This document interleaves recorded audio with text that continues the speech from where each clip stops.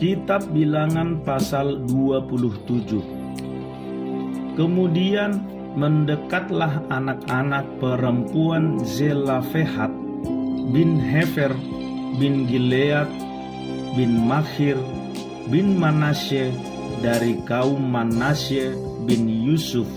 Nama anak-anaknya itu adalah Mahla, Noah, Hogla, Milka, dan Tirsa, dan berdiri di depan Musa dan Imam Eleazar dan di depan para pemimpin dan segenap umat itu dekat pintu kemah pertemuan, serta berkata, "Ayah kami telah mati di padang gurun, walaupun ia tidak termasuk ke dalam kumpulan yang bersepakat melawan Tuhan, ke dalam kumpulan Korah, tetapi ia telah mati karena dosanya sendiri, dan ia tidak mempunyai anak laki-laki. Mengapa nama ayah kami harus hapus dari tengah-tengah kaumnya, oleh karena ia tidak mempunyai anak laki-laki? Berilah kami tanah milik di antara saudara-saudara ayah kami." Lalu Musa menyampaikan perkara mereka itu ke hadapan Tuhan. Maka berfirmanlah Tuhan kepada Musa, "Perkataan anak-anak perempuan Zelafehat itu benar. Memang engkau harus memberikan tanah milik pusaka kepadanya di tengah-tengah saudara-saudara ayahnya. Engkau harus memindahkan kepadanya hak atas milik pusaka ayahnya. Dan kepada orang Israel engkau harus berkata, apabila seseorang mati dengan tidak mempunyai anak laki-laki, maka haruslah kamu memindahkan hak atas milik pusakanya kepada anaknya yang perempuan.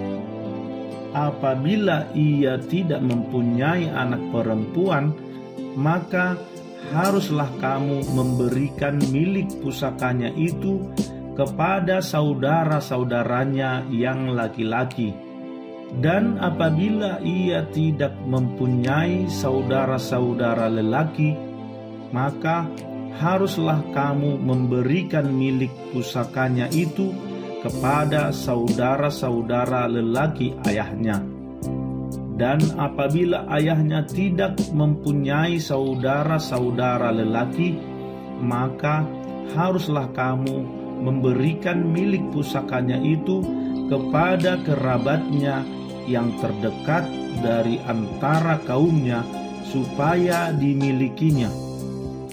Itulah yang harus menjadi ketetapan hukum bagi orang Israel, seperti yang diperintahkan Tuhan kepada Musa. Tuhan berfirman kepada Musa, "Naiklah ke gunung Abarim ini, dan pandanglah negeri yang kuberikan kepada orang Israel. Sesudah engkau memandangnya, maka engkau pun juga akan dikumpulkan kepada kaum leluhurmu, sama seperti Harun abangmu dahulu.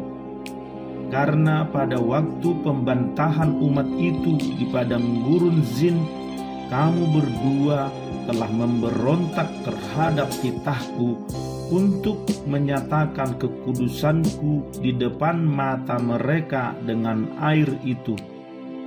Itulah mata air Meriba dekat Kadesi di padang gurun Zin." Lalu berkatalah Musa kepada Tuhan, "Biarlah Tuhan, Allah dari roh segala makhluk, mengangkat atas umat ini seorang yang mengepalai mereka waktu keluar dan masuk, dan membawa mereka keluar dan masuk, supaya umat Tuhan jangan hendaknya seperti domba-domba yang tidak mempunyai gembala."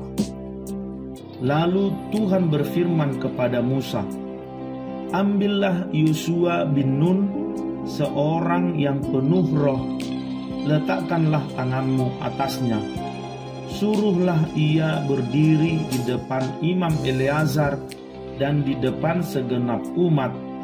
Lalu berikanlah kepadanya perintahmu di depan mata mereka itu, dan berilah dia sebagian dari kewibawaanmu, supaya segenap umat Israel mendengarkan dia.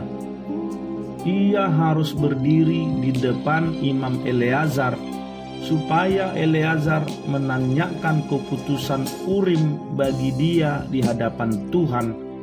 Atas titahnya mereka akan keluar, dan atas titahnya mereka akan masuk, ia beserta semua orang Israel, segenap umat itu. Maka Musa melakukan seperti yang diperintahkan Tuhan kepadanya. Ia memanggil Yosua dan menyuruh dia berdiri di depan Imam Eleazar dan di depan segenap umat itu. Lalu ia meletakkan tangannya atas Yosua dan memberikan kepadanya perintahnya, seperti yang difirmankan Tuhan dengan perantaraan Musa.